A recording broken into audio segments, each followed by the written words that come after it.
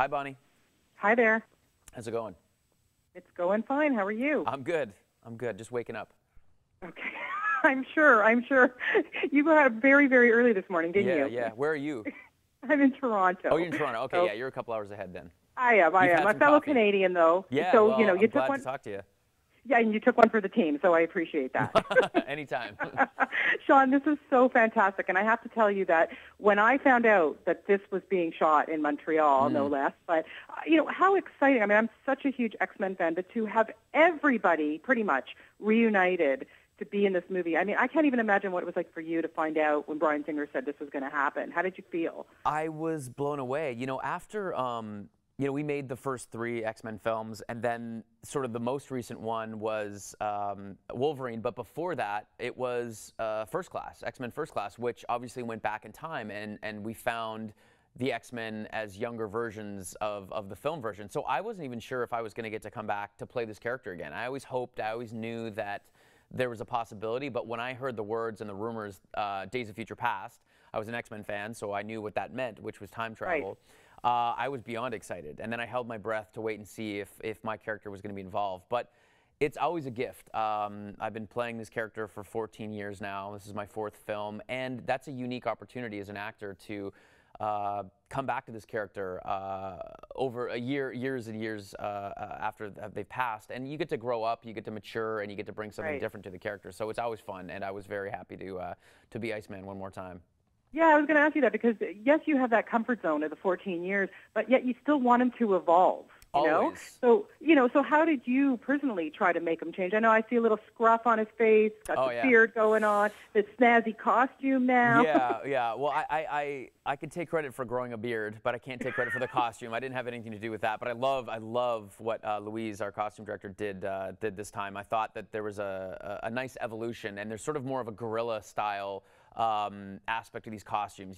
We're not so much a team anymore where everyone has the same leather costumes. It's a little more like we're soldiers, and we pick up and adapt when we can. So yeah, just to talk about the point of always wanting to bring something new to the character, I think the story dictated a lot of that this time. And what I really thought about coming into this is that we met Bobby as a teenager, as a kid, as a student. And now when we see Bobby in Days of Future Past, he's a soldier. These characters aren't so much living as they are surviving. They're pushed to the brink of extinction. And so that was sort of the attitude. Things are much more intense for these characters now. And they've always been intense for the X-Men. But that was sort of the level of intensity. It's like these guys are soldiers. They're not really, there's no enjoyment anymore. It's just survival. And so that was sort of the new tone.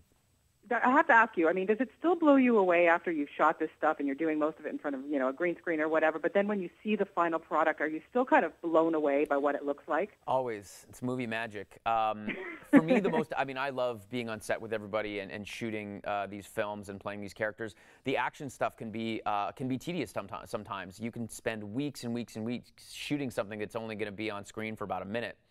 But what keeps you going, what keeps me going, is the excitement of seeing it on the big screen, because that's truly the illusion, the movie magic that you really hope for. And to see yourself flying around on the ice slide, freezing a sentinel, is an amazing thing, and it'll never get old. And whenever I see that clip, I'm like, wow, that's me doing that. That is so exciting and so much fun. So it's cool. Always special.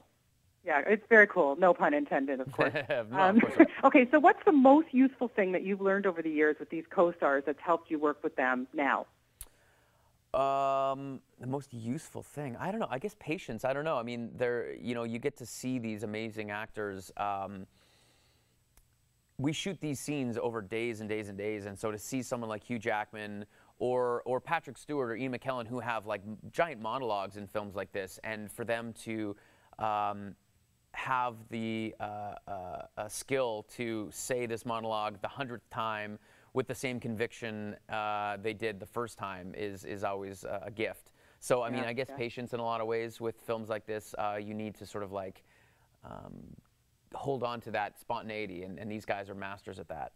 Yeah, well, you're doing a good job. You're doing a great job. And also, really quickly, I want to just say you're doing such a good job on The Following. How awesome has it been to be working on that show and to work with somebody like Kevin Bacon? Love it. Love it. That has been one of the best jobs I've ever had. I feel really lucky to play this character, Mike Weston, that I get to play and work with Kevin. but the arc that my character has taken from the pilot to where we ended at the end of the second season is like night and day. So as an actor, when your character gets to transform like that, and I get to sort of take that journey and hopefully take the audience along that journey, it's been a real gift, and I'm really excited for the third season. Yeah, we are too. Do you get to come home a lot, hang out with your family? Not as much as I'd like, but I do. Whenever I can, I usually try to come up in the summer and then come up for the holidays as well. So I always love coming home. Well, good stuff. You know, you have tons and tons of fans here. And it's always wonderful to talk to you. Nice talking to you. And best of luck. This movie is just so fantastic. I think I might go see it again this weekend. There you go. Excellent. Thank you. Okay. Have a great day. You too. Okay. Bye-bye. Bye.